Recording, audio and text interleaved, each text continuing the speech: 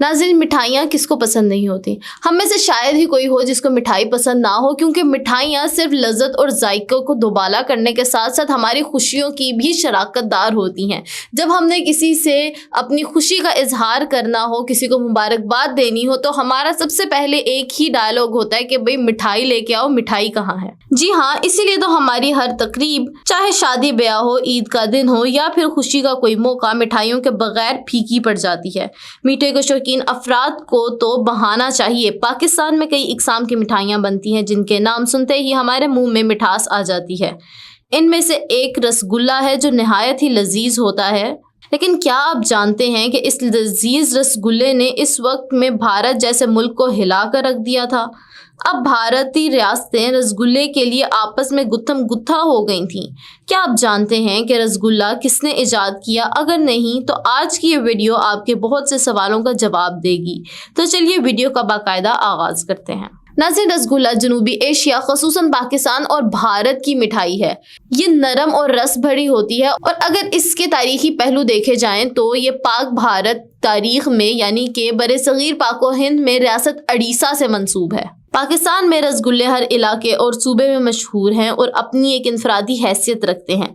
इसके बनाने में ताज़ा पनीर, मैदा और चीनी इस्तेमाल होते हैं। पनीर और मैदे की छोटी छोटी गोलियों को चीनी के शीरे में पकाया जाता है, जिससे शीरीनी इनके अंदर तक भर जाती है। इस एतबार से इसे रसगुल्ला कहा जाता है। आराइश के लिए पिस्ता, बादाम या बारीक कटा हुआ नारियल भी छिड़क दिया जाता है। रसगुल्ले से मिलती जुलती एक मिठाई रसमलाई भी है, लेकिन अज्जा और बनाने के तरीके के साथ साथ रसमलाई जायके में भी मुख्तलिफ होती है। नाज़रीन, भारत की मशहूर मिठाई रसगुल्ले की पैदाइश क्या है? इसको लेकर भारत की दो बड़ी रियासतें उड़ीसा और बंगाल में एक जंग छिड़ गई, यानी कि एक तनाज़ा छिड़ गया। ये तनाज़ा इस वक्त शुरू हुआ जब रियासत उड़ीसा के हुक्मरान ने कौमी शाहराह नंबर 5 पर कटक और भुवनेश्वर के दरमियान वाक़े पहाल से मिलने वाली मारूफ रसगुल्लों की दुकान को जियोग्राफिकल इंडिकेशन यानी GR से मंजूर कराने के लिए कोशिशें शुरू की। जियोग्राफिकल इंडिकेशंस एक ऐसा निशान है जो मसनूआत इस मकाम के खास शनाख्त बनाने के लिए लगाया जाता है।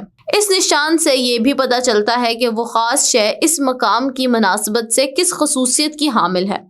रास्ते मगरबी बंगाल उड़ीसा के इस दावे से खुश नहीं है और इसने उड़ीसा के इस दावे को चैलेंज किया है।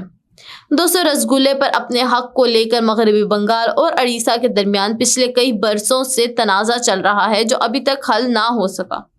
मगरबी बंगाल सरकार को रसगुल्ले के लिए जोग्राफियाई पहचान GR टैग सौंप दिया गया था।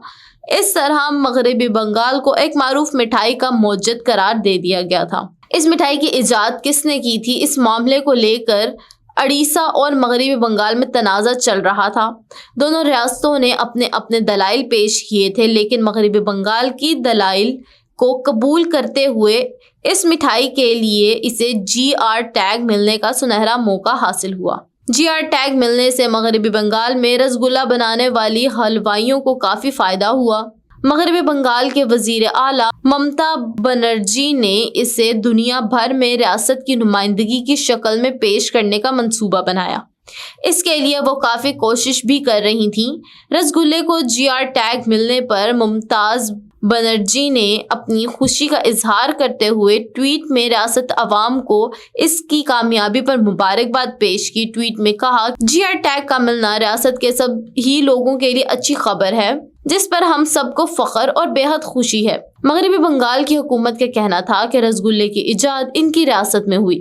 रियासत के वजीर खुराक अब्दुल रज़ाक मुल्ला का कहना था कि बंगाल रसगुल्ले का मौजद है।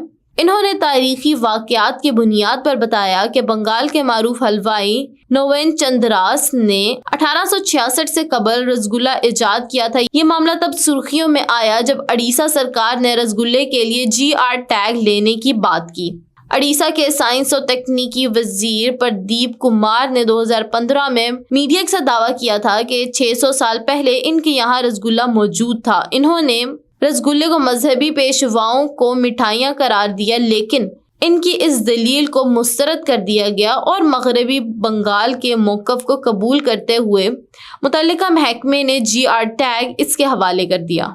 ناظرین، اس موضوع پر تحقیق کرنے والے بعض ماہرین کا کہنا ہے کہ نیلارد ویجے رتھ یاترا کے بعد جس دن بھگوان جگناتھ واپس مندر میں آئے تھے، اس دن بھگوان جگناتھ کی طرف سے دیوی لکشمی کو منانے کے لیے رسگلا پیش کرنے کی روایت کم سے کم 300 برس پرانی ہے۔